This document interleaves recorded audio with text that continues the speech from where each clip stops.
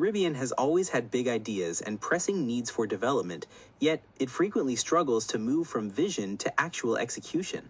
Rachel, the source material for our conversation provided by the Caribbean Economic Forum 2026 says this event isn't just another conference. What exactly is it trying to achieve differently? It's trying to create a deal-driven platform. The core issue, as the material points out, is that the Caribbean often lacks a disciplined mechanism to connect opportunities with serious capital. There are viable projects in renewable energy, resilient infrastructure, water systems, the blue economy, agriculture, logistics, and tourism across the region. Governments have priorities, the private sector has pipelines, development finance institutions have mandates, and investors are increasingly looking for climate-smart, impact-oriented opportunities. But these elements remain disconnected. So it's not a lack of good ideas or even willing participants, but a problem with coordination and structure. What happens when these elements remain disconnected, as you say? The text explains that projects are often promoted before they're fully structured.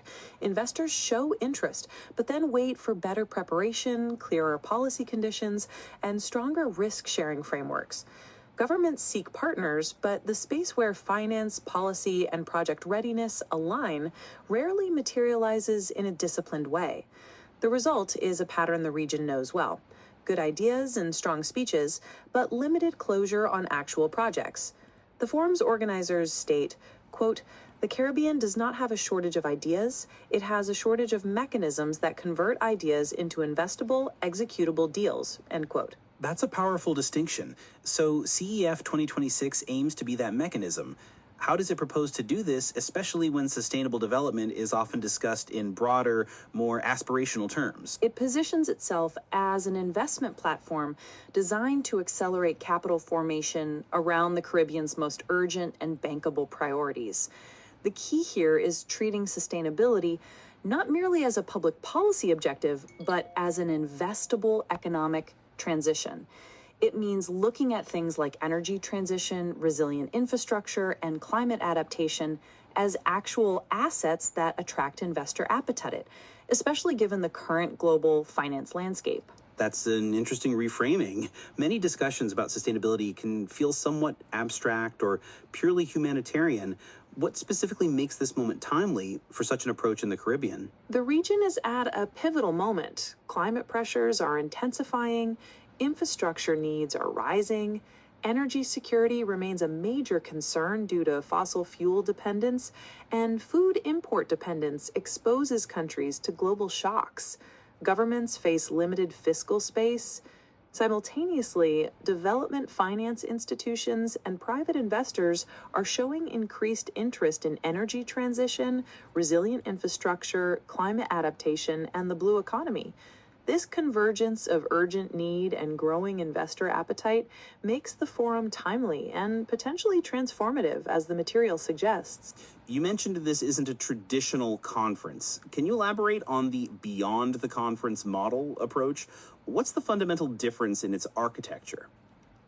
Traditional conferences are built around visibility, featuring speeches, panels, and networking. While these interactions have value, they don't necessarily solve the structural problem of connecting projects with the necessary financing. CEF 2026 is designed to be a deliberate interface between capital and opportunity. Its premise is simple. Sustainable development moves faster when credible projects, serious investors, risk-sharing institutions, regulators, and policymakers convene in a format built for decision-making, not just ceremony. It's meant to function as an instrument for organizing investment, not just discussing it. So it's about actively organizing capital rather than just talking about it. How does this reframe the idea of sustainability from an investment perspective? It places sustainability at the center of the economic conversation. Instead of a peripheral theme, it argues that the region's transition toward resilience can be structured as a pipeline of investment opportunities. An example from the text illustrates this well. A renewable energy investment isn't just about reducing emissions. It's about improving energy security, lowering operating costs, and enhancing long-term competitiveness. A resilient port isn't just climate adaptation, it's a trade and logistics asset. Modern irrigation and cold chain systems aren't merely agricultural upgrades. They're a part of food security, foreign exchange stability, and rural economic development. The forum views the sustainability agenda as a portfolio of investable transitions. That clearly ties sustainability to tangible economic benefits. How is the forum structured to facilitate this deal-making approach? It has a three-part format designed to reflect the stages of capital formation. First are the power rooms, closed-door spaces for direct engagement between project sponsors, investors, and development finance institutions. Then there are the spotlight rooms, visible platforms for countries and companies to present transformative opportunities. Finally, the engine rooms focus on the mechanics of finance itself, exploring blended structures, public-private partnerships, blue bonds, diaspora vehicles, and other tools to make projects more bankable. That sounds very intentional. The source also mentions the forum addresses a fragmentation problem. What does that entail, and how does CEF 2026 tackle it? The fragmentation problem refers to projects often being developed in silos, governments pitching country by country, and investors encountering ideas without enough standardization or readiness. Development finance institutions offer instruments, but local sponsors might not know how to package opportunities to meet financing thresholds. Regulatory bottlenecks, policy uncertainty, and limited technical preparation slow momentum. CEF 2026's innovation is bringing the full ecosystem into one room. Public leaders, private sponsors, institutional investors, multilateral actors, finance experts, and policy stakeholders.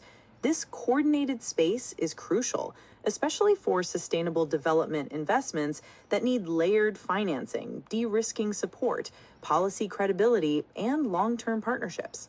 And the invitation-only approach, does that risk excluding some valuable perspectives? The text argues that while large conferences generate energy, they don't always generate action. A smaller, more curated gathering can yield more value by emphasizing seriousness, readiness, and relevance. Investors are not just looking for compelling presentations, they want signals. Is the project sponsor prepared? Is the policy framework credible? Are the co-financing partners present? And is there a realistic path to diligence and execution? The forum aims to ensure projects are credible, participants are decision makers, and the follow-up process is disciplined. Quote, CEF separates visibility from negotiation and negotiation from structuring. That is how serious capital formation works, end quote. If it achieves this, the selective format becomes purposeful, not exclusive. It sounds like a fundamental shift in how the Caribbean approaches securing investment for its sustainable future. This forum isn't just about individual deals, it's about building an entirely new investment ecosystem. If successful, it could provide a blueprint not only for the Caribbean, but for other regions facing similar challenges of vulnerability and limited public balance sheets. The forum asks a harder question than just identifying needs. It asks what kind of platform is required to finance that future. Consider sharing this episode with someone interested in sustainable development or Caribbean economics.